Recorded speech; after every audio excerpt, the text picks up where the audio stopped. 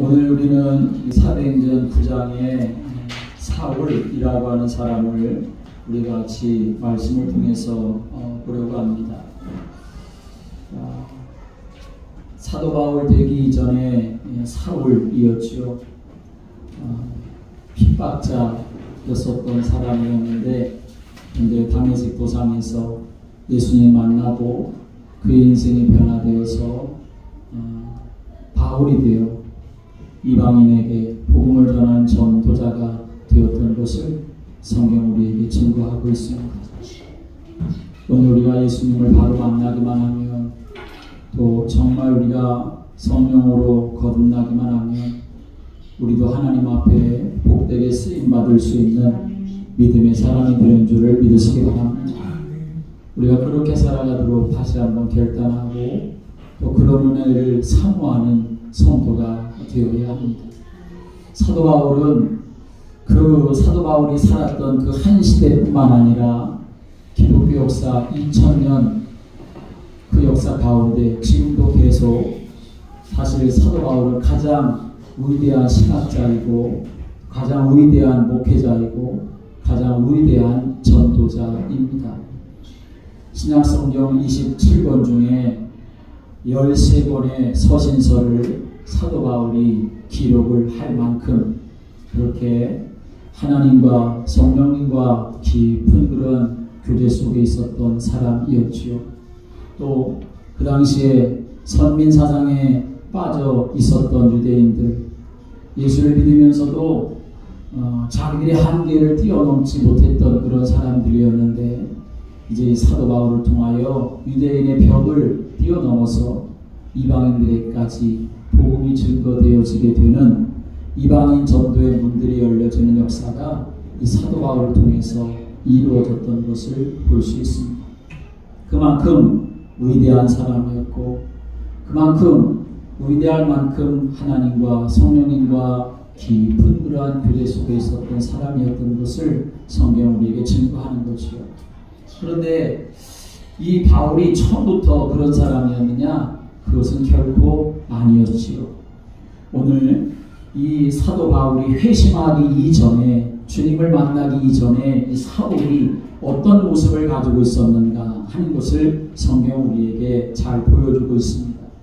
이 사람이 예수님 만나서 회심하기 이전에 어떤 사람이었느냐? 첫째로는 아주 의협과 살기가 든든한 사람이었다 말씀하시오. 1절의 말씀 보니까 이렇게 말씀합니다. 1절 같이 읽어보겠습니다. 시작. 사울이 주의 제자들에 대하여 여전히 의협과 살기가 든든하여 대제사장에 가서, 지금 사울이라는 사람에 대해서 말하는 거죠. 여기 의협이라고 하는 말은 내가 저 사람 죽여버리고 말겠다라고 하는 생각과 마음, 그것만 아니라 행동까지를 포함하고 있는 것을 의협이라고 말하는 거죠. 또 살기라고 하는 것은 남을 해치거나 죽이려고 하는 아주 그냥 무시무시한 살벌한 기운을 바로 살기라고 말하는 것입니다. 지금 사울이 이렇게 의협과 살기가 든든했다라고 하는 것은 아주 가득 차 있다, 아주 팽배해 있다라고 하는 것을 말하는 것입니다. 그러니까 지금 사울은 누군가를 죽여버리고 말겠다고 하는 그런 마음과 생각이 꽉 차 있는 그런 상태의 사람이 사울이었다는 거죠. 그런데 그 앞에 어떤 말이 있냐면 여전히라고 이렇게 말하고 있지요. 여전히 의협과 살기가 든든하여 라고 하는 말은 지금 이 순간만 그렇다는 것이 아니라 이전에도 의협과 살기가 든든한 적이 있었다는 것이요. 그렇습니다. 사울은 다메섹에 있는 예수 믿는 사람들을 잡으려고 지금 가고 있는데, 그 잡으려고 가고 있는 순간에만 의협과 살기가 가득했던 것이 아니라 사실은 이미 예루살렘에서 어떤 일이 있었습니까? 스데반 집사가 돌에 맞아 죽음을 당할 때에 제일 앞장서 가지고 나섰던 사람이 바로 누구였냐? 사울이라고 하는 사람이었습니다. 그런데 누구에 대해서 이런 의협과 살기가 여전히 가득했냐 하면 오늘 1절의 말씀 보니까 주의 제자들에 대하여 라고 이렇게 말씀하지요. 이 말은 예수님의 제자였던 12사도만을 말하는 것이 아니라 이제 예수님을 믿는 모든 사람들을 가리키는 거죠. 그러니까 사실은 예수를 만나기 전에 이 사울은 예수 믿는 사람들에 대하여서 우욕과 살기가 아주 가득한 그런 사람. 예수 믿는 사람들 만나기만 해봐. 내가 잡아서 죽일 거야. 그런 마음이 가득했던 사람이었다는 거죠. 또 두 번째로 이 예수님을 만나기 전에 이 사울은 어떤 사람이었느냐? 믿는 자들을 결박하여 끌어오고자 다메섹으로 갈 정도로 열심히 있었던 사람이었습니다. 2절 말씀에 보니까 이렇게 말씀하죠. 같이 읽겠습니다. 2절 시작. 다메섹 여러 해당에 가져갈 보물을 청하니 이는 만일 그 도를 따르는 사람을 만나면 남녀를 막론하고 결박하여 예루살렘으로 잡아오려 하니라. 지금 이 사울이 다메섹으로 가기 전에 대제사장들을 만났습니다. 그리고 만나서 다메섹으로 가져갈 그 다메섹에 있는 회당으로 가져갈 공문을 그렇게 요청해가지고 받았습니다. 어떤 공문입니까?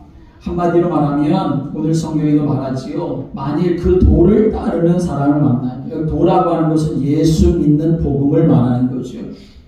그런 사람들을 만나면 남녀를 막론하고 결박하여 예루살렘으로 잡아오려고 했다. 예루살렘을 떠나서 예루살렘에 심한 핍박이 있었는데 그 핍박을 피해가지고 다메섹이라고 하는 곳으로 가서 살던 예수 믿는 사람들을 만나면 잡아서 예루살렘으로 이제 잡아오려고 하는 그런 공문을 이제 요청해서 받아들고 그리고 이제 이 사울이 어디를 가냐? 예루살렘에서 다메섹으로 가고 있는 겁니다. 다메섹은 예루살렘에서 예수를 믿다가 핍박 때문에 이 다메섹으로 이사 와가지고 살고 있는 사람들, 예수 믿는 사람들이 굉장히 많이 있었던 곳이었는데 예루살렘에서 다메섹까지 거리가 얼마냐면 250km 정도 되는 거리입니다. 결코 가까운 거리가 아니지요. 그런데 지금 이 사울은 그 거리가 문제가 아니고 어떻게든지 예수 믿는 사람들을 잡아다가 감옥에 가두든지 죽이든지 하는 데만 열심히 있었던, 아주 거기에 혈안이 되어 있었던, 자기의 모든 목적이 전부 다 거기에 있었던 사람이었던 것을 우리에게 말하고 있는 거죠. 그렇게 먼 길도 마다하지 않고 이 복음을 믿고 따르는 사람들을 만나면 남녀를 막론하고 결박해서 이 사울은 왜 그렇게 예루살렘으로 끌고 오려고 했을까요? 왜 이 사울은 이렇게 기독교를 말살하려고 하고 예수의 도를 따르는 자들을 잡아서 죽이려고 했겠느냐 하는 것입니다. 여러 가지 이유가 있지만 아주 중요한 두 가지 이유가 있습니다. 그 하나는 뭐냐면 예수님 자신을 가리켜서 뭐라고 말하셨냐면 나는 하나님의 아들이다 라고 이렇게 말하였기 때문입니다. 유대교에서는 하나님만이 유일하신 하나님이신데 근데 예수님이 뭐라고 말씀하셨어요? 나는 하나님의 아들이다. 나와 아버지는 하나이다. 나를 본 자는 아버지를 본 자다 라고 이렇게 말을 하니까 하나님만이 유일하신 하나님이라고 믿고 있는 이 유대인들 입장에서는, 유대교 입장에서는 도저히 그것을 받아들일 수가 없었던 거죠. 오히려 이 예수가 하나님을 지금 모독하고 있구나라고 이렇게 여겼던 것입니다. 그래서 예수를 반대하고 예수 믿는 사람들을 잡아 죽이려고 했던 것입니다. 또 두 번째로는 이 예수님이 뭐라고 말씀하셨냐면 성전을 헐라 내가 사흘 후에 다시 짓겠다, 세우겠다 라고 이렇게 말씀을 하셨기 때문에 유대인들은 예수를 그냥 놔둘 수가 없었던 것이죠. 유대인들에게 성전은 하나님을 만나는 곳이고 하나님의 임재가 충만한 곳이라고 여기고 있었는데 예수님이 어느 날 사람들이 그렇게 자랑하는, 그렇게 웅장해 보이는 그 하나님의 성전을 자랑하는데 오히려 예수님이 뭐라고 말씀하십니까? 저 성전 헐어버려 그렇게 말씀하시니까. 헐어버리라고 하는 게 얼마나 모독적인 그러한 말입니까? 그러면서 또 하시는 말씀이 헐어버려. 내가 사흘 만에 다시 지을게. 라고 이렇게 말을 하니까 유대인들의 입장에서는 도대체 그냥 상스럽게 저놈이 지금 무슨 말을 하는 거야. 아니 헐어버리라고? 아니 자기가 일으키겠다고? 하나님의 성전을 모독해도 이만저만이 아니구나 생각을 해서 예수를 죽이려고 했고 예수 믿는 사람들도 죽이려고 했던 것이죠.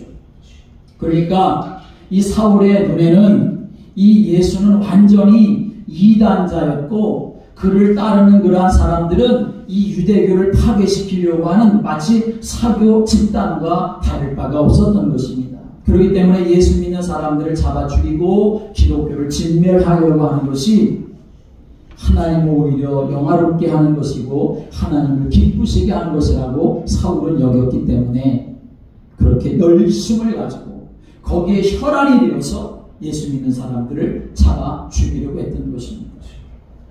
이런 사울의 모습을 보면 이 열심이라고 하는 것은 참 좋은 것이기도 하지만 무엇에 대해서 열심을 갖느냐라고 하는 것은 아주 중요한 것인 것을 우리가 알아야 되죠.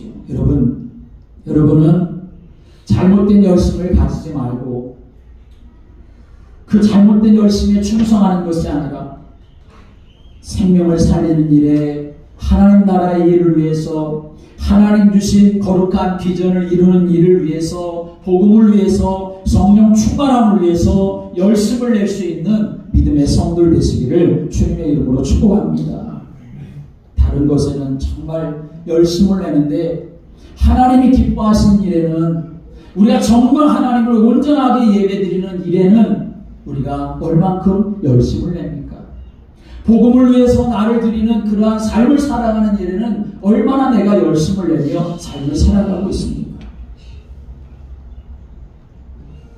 오늘 저와 여러분이 하나님 앞에서 다시 한번 나를 돌이켜보고 내가 하나님 앞에 열심을 가지고 살아야 될 부분이 무너진 부분이 있다고 한다면 아니 내가 깨닫지 못한다고 하면 하나님 나에게 깨닫게 해주셔서 다시 회복되어지고 다시 열심을 가지고 믿음의 삶을 살아가게 해달라고 하나님의 은혜 구하는 여러분 되시기를 주님의 이름으로 축복합니다.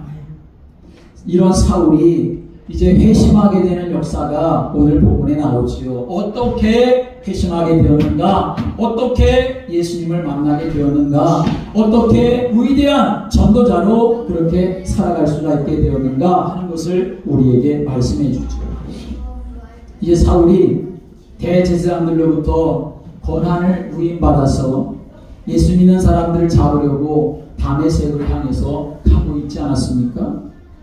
그런데 어떤 일이 가장 먼저 일어났는가 하는 것을 우리에게 보여주지요. 3절의 말씀 보니까 이렇게 말씀합니다. 3절 같이 있습니다. 시작. 사울이 이 길을 가다가 다메섹에 가까이 이르더니 호련히 하늘로부터 빛이 그를 둘러 비추는지라. 아멘. 갑자기 어떤 일이 일어났습니까? 하늘로부터 강렬한 빛이 임하게 되었다. 이렇게 말씀하죠. 호련히, 이 말은 갑자기 눈 깜짝하는 순간에 자기도 모르는 사이에 하늘로부터 빛이 임해서 사울 주변을 둘러 비추게 되었다 하는 거죠. 그런데 그때가 언제였냐라고 말하냐면 사도행전 26장 13절의 말씀은 이렇게 말합니다. 왕이여 정오가 되어 길에서 보니 하늘로부터 해보다 밝은 빛이 나와 내 동행들을 둘러 비추는지라 라고 이렇게 말합니다.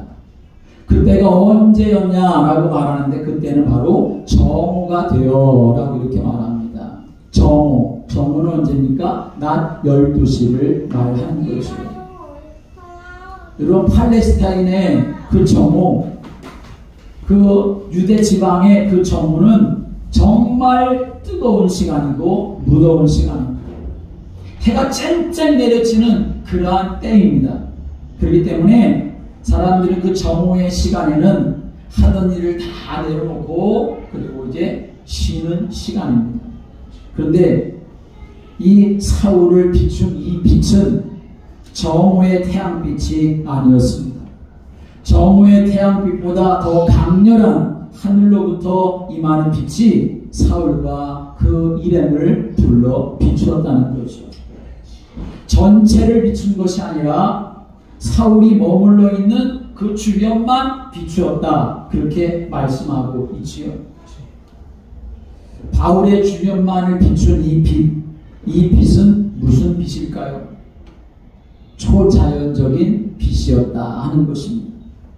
대낮의 태양빛, 자연적인 빛이라고 한다면 바울의 주변만을 그렇게 비추지는 않았겠지요. 그렇게 비출 수가 없었을 것입니다. 더군다나 그 빛으로 인하여서 사울은 한순간에 땅에 떨어져 엎드려져 버리게 되었고 굉장한 두려움이 임하게 되었다는 거지요. 그 빛으로 인하여서. 여러분, 우리가 지금 대낮에 이렇게 빛을 보면 두려움이 생깁니까? 두려움이 하나도 안 생기지요. 그 빛 때문에 내가 엎드려질 수 있습니까? 그럴 수가 없지요. 그런데 갑자기 하늘로부터 임한 그 빛으로 인하여서 사울은 땅에 엎드렸다는 것은 그 빛으로 인하여서 굉장한 두려움이 사울에게 지금 임하게 되었다는 것을 말하는 것입니다. 더 놀라운 사실은 그 강렬한 빛에 의해서 눈이 상해서 사울은 앞을 볼 수가 없게 되고 말았다는 것입니다. 그런데 바울과 같이 가던 사람들은 지금 어떻습니까? 7절의 말씀 보니 이렇게 말씀하죠. 7절 말씀 다시 읽어볼까요? 7절 시작. 같이 가던 사람들은 소리만 듣고 아무도 보지 못하여 말을 못하고 서 있더라. 만약 자연적인 빛이었다고 한다면 아마 그들도 보았을 것입니다. 그런데 같이 가던 사람들은 이 빛을 아무도 보지 못하고 소리만 들었는데 지금 사울이 왜 저러는 거지? 지금 사울이 저 뭐라고 저러고 있는 거지? 예수님이 말씀하시는 말을 이 사람들이 똑똑하게 들었는지 안 들었는지 모르지만 도대체 지금 하늘에서 무슨 소리가 들려오는 거지? 다 이 상황이 이해가 안 되고 파악이 안 되니까 사울의 소리도 예수님의 소리도 알 수가 없어서 오늘 이 사람들은 어떻게 하고 있다 그랬습니까? 아무도 보지 못하여 말을 못하고 서 있더라 라고 말하고 있습니다. 그냥 서 있었을 뿐이라는 거죠. 여러분, 그러면 이 사울에게 임한 이 빛이 무슨 빛이었겠느냐 하는 것입니다. 그날 사울에게 임한 빛은 결코 자연의 빛이 아니라 초자연적인 빛, 생명의 빛이었던 것입니다. 이 생명의 빛은 바로 누구를 말하느냐? 예수 그리스도를 말하는 것입니다. 예수님은 자신을 가리켜서 이렇게 말씀하셨어요. 요한복음 8장 12절에 나는 세상의 빛이니 나를 따르는 자는 어두움에 다니지 아니하고 생명의 빛을 얻으리로다 라고 말씀합니다. 그러니까 지금 이 사울 일행에게 임한 하늘로부터 임한 그 빛은 생명의 빛 되시는 예수님께서 바로 그곳에 임하셨다라고 하는 것을 말하는 것입니다. 십자가에 달려 죽으신 줄로만 알았던 그 예수님이 지금 생명의 빛으로 그 현장에 임재하신 것을 말하는 것입니다. 그러자 우역과 살기가 분등했던 이 사울이 그 빛 앞에서 엎드려지게 되고 말았던 것입니다. 여러분, 지금 이 사건은 사울이라고 하는 사람이 우역과 살기가 등등했었던 이 사울이라고 하는 사람이 지금 회심하는 사건을 말하는 것인데 어떻게 해서 회심할 수가 있게 되었느냐? 참된 회심이라고 하는 것은 빛 대신 예수님으로만 가능하다라고 하는 것을 우리에게 보여주는 것입니다. 빛 대신 예수님이 임재하셔야만 참된 회심이 될 수가 있다는 것입니다. 빛 대신, 참된 빛 대신 예수님을 영접해야만, 그래야만 내가 그 앞에 엎드려질 수 있는 인생이 될 수가 있다는 것을 우리에게 말해주는 것이죠. 여러분, 여러분에게는 빛 대신 예수님이 임재하고 계십니까? 여러분은 빛이신 예수님의 임재 앞에 있습니까? 여러분, 내가 그 빛 대신 예수님의 임재 앞에 정말 있다고 한다면 그 증거는 무엇이겠습니까? 그것은 오늘 이 사울처럼 그 앞에 엎드려지는 것입니다. 그런데 나를 보니 나는 안 그렇습니다. 빛 대신 주님의 임재를 사모하지 않고 빛 대신 주님의 인재 앞에 있지 않고 오히려 내가 세상이 내게 임재해 있고 어둠이 내게 임재해 있습니다. 그저 세상이 좋고 돈이 좋고 친구가 좋고 먹고 마시는 것이 좋고 지금 아무 일도 안 일어나는 것이 좋고 이렇다면 우리가 주님 앞에 엎드려질 수가 있을까요? 그분 앞에 엎드려지는 것이 아니라 세상의 물질과 쾌락 앞에 사단 앞에 엎드려지게 되고 말지 않겠습니까? 오늘 저는 그런 마음을 다시 갖습니다. 여러분들에게도 그런 마음이 다시 회복되기를 바랍니다. 내가 다시 빛 대신 예수님을 찾고 구하는 자가 되어야 되겠다. 내가 그분의 인재 앞에 들어가고 그분 앞에 엎드려 내가 경배하고 주님만 높이는 그러한 삶이 되기를 바라는 그런 마음 여러분들이 있게 되기를 주님의 이름으로 축복합니다. 내가 주님의 임재 앞에 있어야만 내가 살 수 있습니다. 내가 주님의 임재 앞에 있어야만 내가 정말 주님 앞에 엎드릴 수 있는 인생이 되는 것이지, 내가 주님의 임재 앞에 없으면 나는 주님 앞에 엎드리는 게 아니라 세상 앞에 엎드리고 사단 앞에 엎드리고 어둠 앞에 엎드리는 인생이 될 수밖에 없습니다. 주님, 내가 주님의 임재 속에 들어가기를 간절히 또 구하고 그런 은혜 여러분들이 누리시게 되기를 주님의 이름으로 축복합니다. 두 번째로는 어떻게 이 사울이 참된 배신의 역사가 일어났느냐? 주님의 임재 앞에 있었기 때문이고, 두 번째로는 함께 하겠습니다. 예수님의 음성을 들었기 때문입니다. 예수님의 음성을 들었기 때문입니다. 사울이 정오의 햇빛보다 더 밝고 강렬한 빛을 보고 땅에 엎드려져 있었을 때에 이번에는 어떤 일이 났습니까? 하늘로부터 소리가 들렸습니다. 그 첫 번째 음성이 뭡니까? 사울아, 사울아, 네가 어찌하여 나를 박해하느냐 라고 하는 음성이었습니다. 사울아, 사울아. 예수님이 이 사울을 알고 계셨다는 말이지 않습니까? 아주 그 이름을 지명하여 부르셨습니다. 사울아, 사울아. 그렇게 부르셨다는 것은 예수님이 사울을 분명하게 알고 계셨다는 것을 말하는 것입니다. 모르시는 줄 알았는데, 모르실 것 같았는데 그건 내 착각인 것이고, 그러니까 우리들도 하나님이 못 보시는 것 같고 모르시는 것 같아서 죄를 범하게 되어지죠. 그런데 하나님은 그 이름조차 알고 계시고 부르신다는 것입니다. 사울은 땅에 엎드려진 채 두렵고 떨리는 목소리로 말했겠죠. 주여, 누구십니까?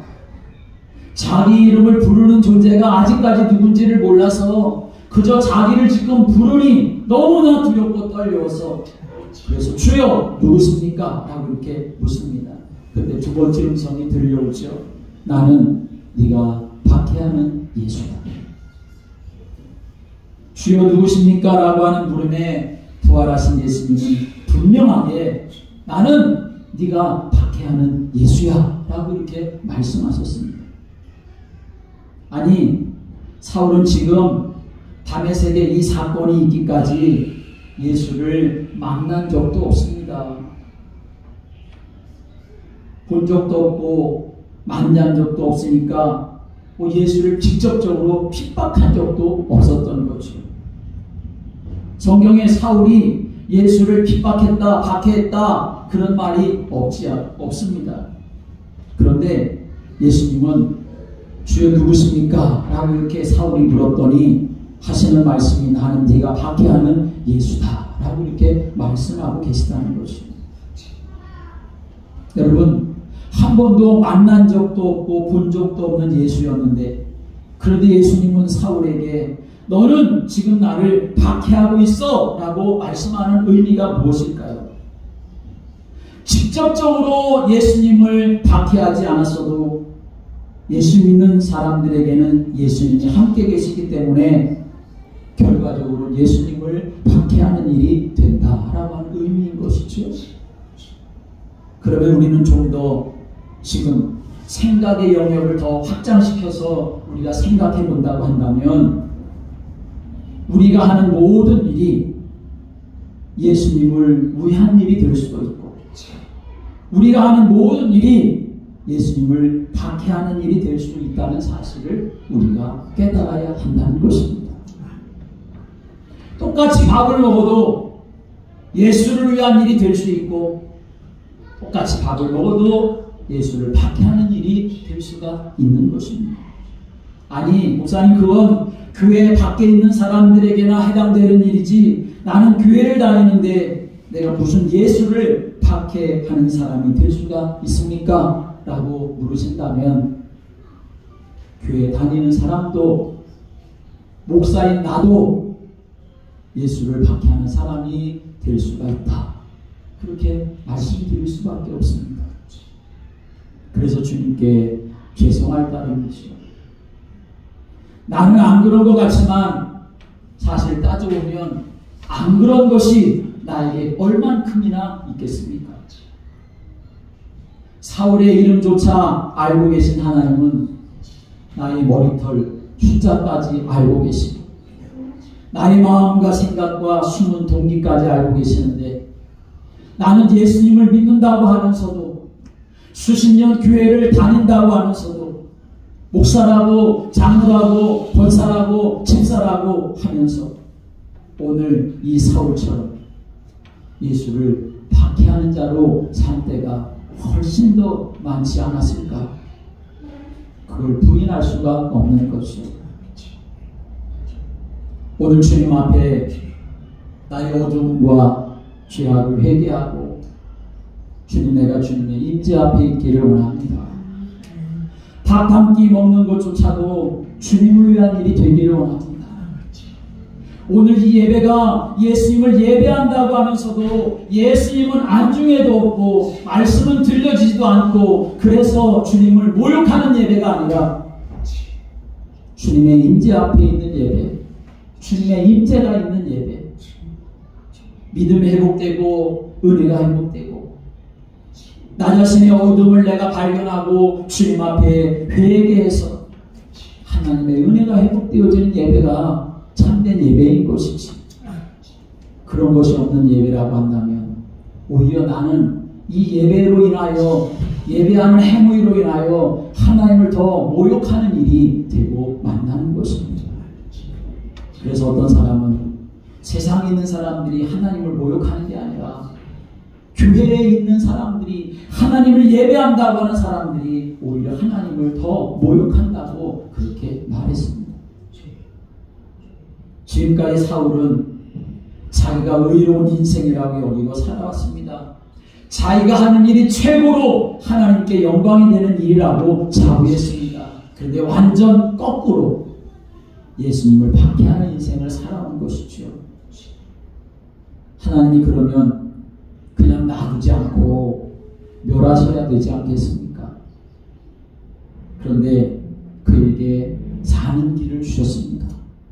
사는 길 정도가 아니라 오히려 복되게 쓰임받는 길을 열어주셨습니다. 여러분 이것이 복음인 줄을 믿으시기 바랍니다. 그게 뭡니까? 그것은 바로 말씀을 듣는 일이다 하는 것입니다. 함께 하겠습니다. 말씀을 들어야 삽니다. 말씀을 들어야 삽니다. 말씀을 들어야 삽니다.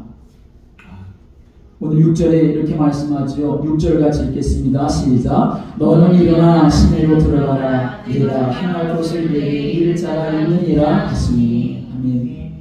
예수님은 핍박자였던 사울에게 말씀을 주셨어요. 어떤 말씀을 주셨습니까? 너 지금까지 나를 박해했지? 너 나를 믿는 사람들을 네가 죽였지? 넌 이제 죽을 거야. 하나님이 이렇게 심판의 말씀, 멸망의 말씀, 저주의 말씀, 그런 말씀 주신 것이 아니라 너 내가 말하는 다메섹으로 가면 너 살 거야. 하나님이 이렇게 생명의 말씀, 살아나는 말씀, 살리는 말씀, 사는 말씀을 주셨다라고 하는 것입니다. 이제 이 말씀을 따라가기만 하면 박해자였던 인생이 전도자 인생으로 바뀌고 실패자 인생이었던 사람이 승리자 인생으로 바뀌고 어두움의 임재 가운데 있던 인생이 바로 성령의 임재 속에 있는 인생으로 바뀌어지는 것입니다.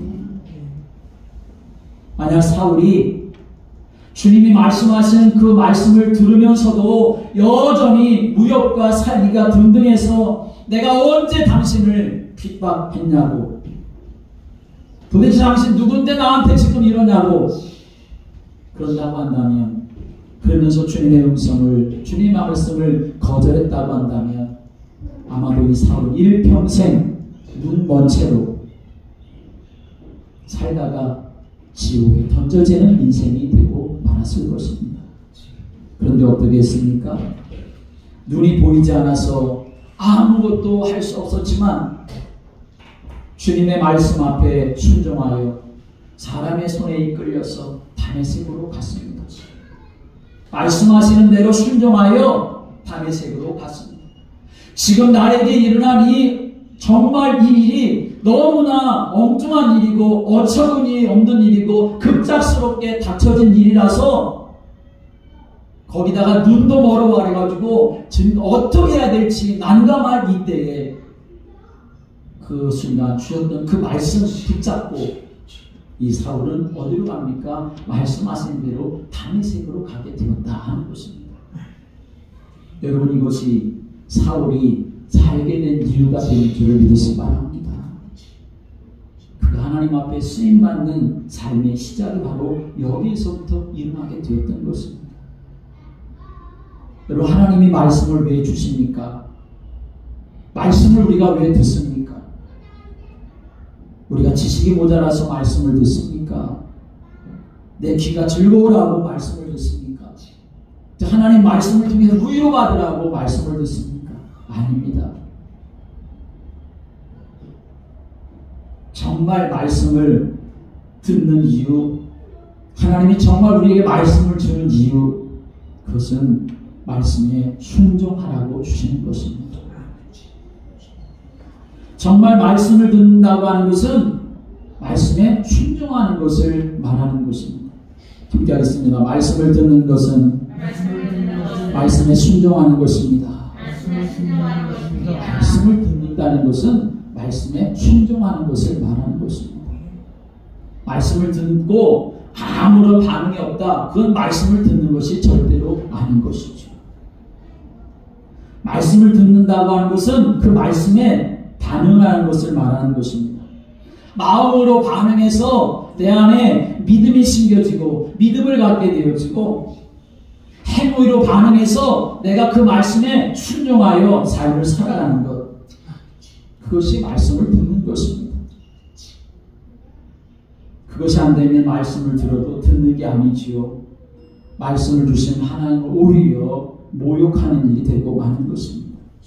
오늘 이 사울은 말씀을 들었을 때 순종했습니다. 눈이 멀어버려서 자기 혼자 동서남북을 구분할 수도 없고 다메섹으로 가라는데 어떻게 가야 되는지 어디로 가야 되는지 알 수도 없었지만 자기를 인도할 사람을 찾아가지고 주님의 말씀대로 다메섹으로 가는 순종함이 이 사울에게 있었던 것입니다. 오늘 저와 여러분이 하나님 나에게 말씀을 주실 때 그 말씀을 붙잡는 여러분 되시길 바랍니다. 그 말씀에 순종하는 여러분 되시길 바랍니다. 그게 나를 살리는 길이 되어지는 것입니다. 내 기준하고 좀 달라도, 내 생각하고 좀 달라도, 세상에 말하는 그러한 모든 것과 달라도, 때로는 내가 손해보는 것 같아도 하나님의 말씀에 내가 순종하는 것, 그것이 내가 사는 길이고 하나님을 기쁘시게 하는 일이 될 수가 있는 것이죠. 이제 여기서 참 중요한 말씀을 또 우리는 생각해야 돼요. 다메섹에 갔는데 그곳에서 사흘 동안 보지도 못하고 먹지도 못하고 마시지도 못한 채로 지냈다라고 하는 거죠. 9절 말씀 같이 읽어볼까요? 9절 시작. 사흘 동안 보지 못하고 먹지도 마시지도 않으니라. 얼마나 충격이 컸으면, 사람이 충격이 크면 먹고 마시는 걸 잠시 멈출 때가 있지 않습니까? 그럴 수도 있겠지요.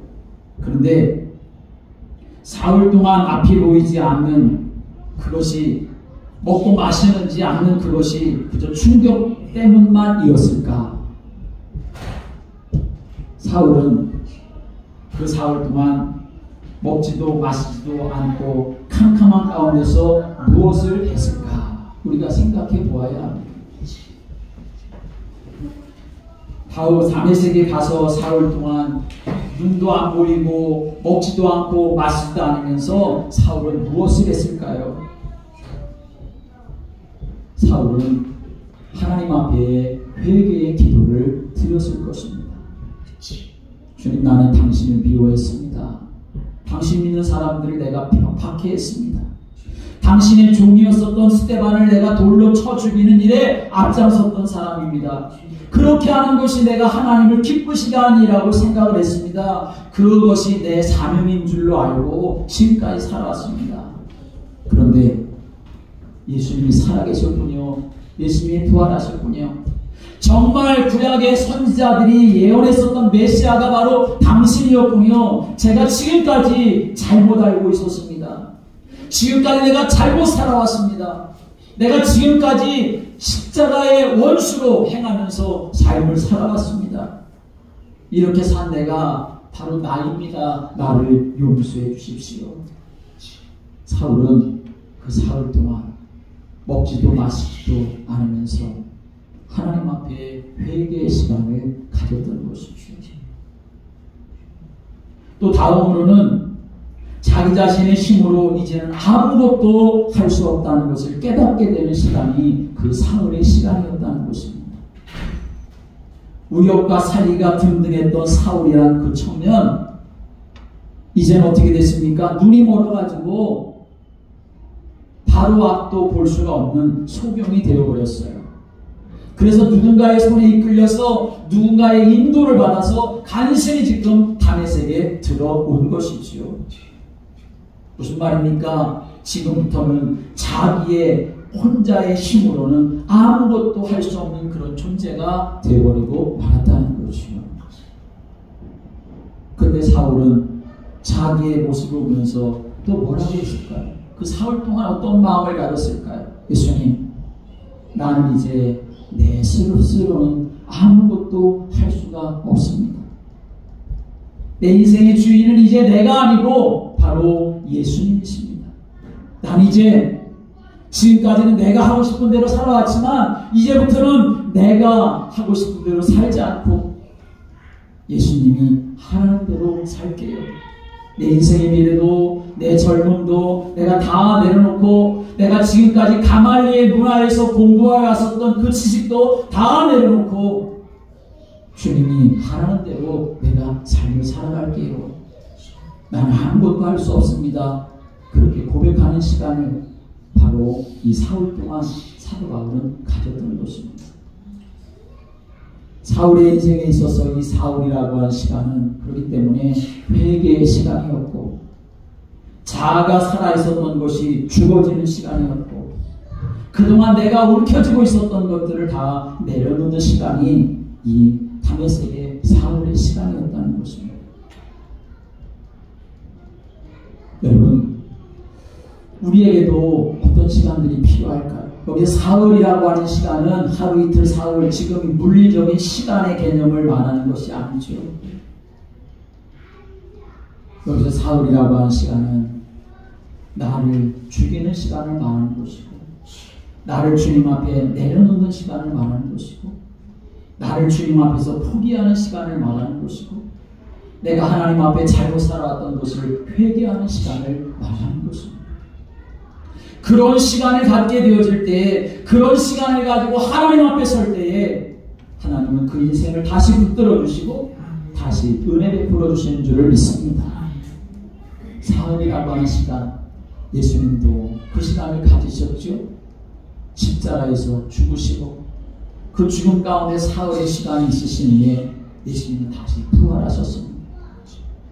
우리가 믿음의 조상이라고 하는 아브라함도 이 사울의 시간을 가지면서 하나님으로부터 네 믿음이 진짜구나 그렇게 인정받을 수가 있었습니다. 하나님께서 100세에 낳은 아들 독자 이삭을 모리아 산에 데리고 와서 번제로 드리라 말씀하십니다. 아브라함은 하나님의 그 말씀을 듣고 이른 아침에 일어나서 아내와 상의도 하지 않은 채 제물로 드릴 그 아들 이삭을 데리고 모리아 산으로 나아갔습니다. 성경에 보면 그 길이 며칠 길이었느냐? 사흘 길이었다라고 말씀합니다. 여러분 생각해 보십시오. 아들을 잡아서 번제로 드리기 위해 모리아 산을 향하여 걸어가는 그 인생의 사흘길, 아브라함의 그 사흘길 어떤 길이었을까요? 즐겁고 신나는 길이었을까요? 그러지 않았겠죠. 그 길을 가면서 하나님 앞에 무슨 그러한 이야기를 했을까요?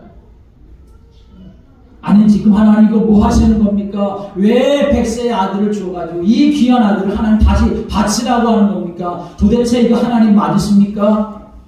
그런 생각도 할 수가 있었겠죠.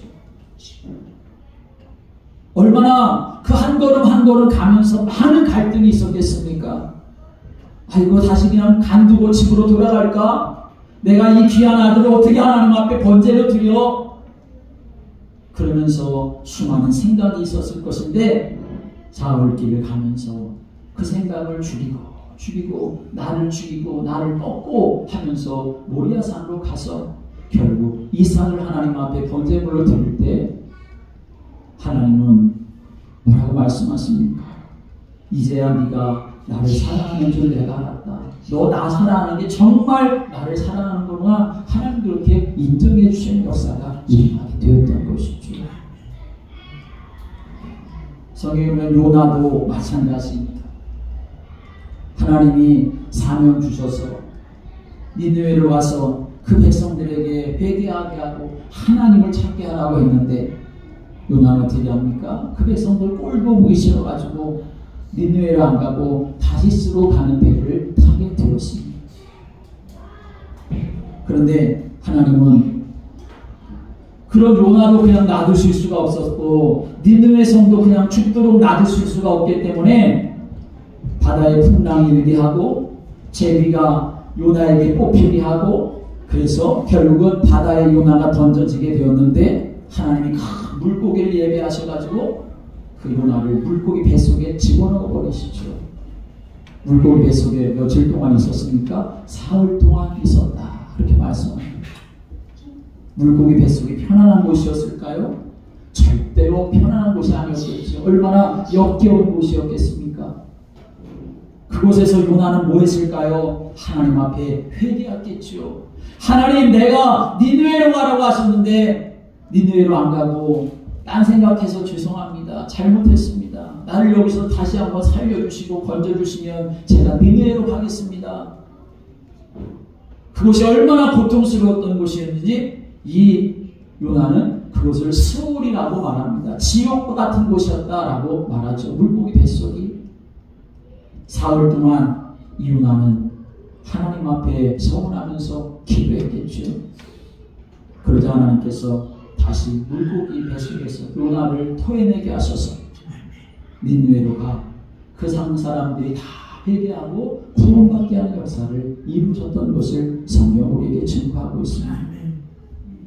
여러분 우리 인생 속에서 항상 어떻게 잘하는 일만 있습니까? 또 좋은 일만 있습니까? 또 잘한다 한들 우리가 얼마나 잘할 수 있습니까? 그러기에 우리의 인생 속에서는 항상 뭐가 있어야 되냐? 오늘 이 사울이 다메섹에 사흘 동안의 시간을 가졌던 것처럼 그런 시간이 우리에게 있어야 하는 것입니다.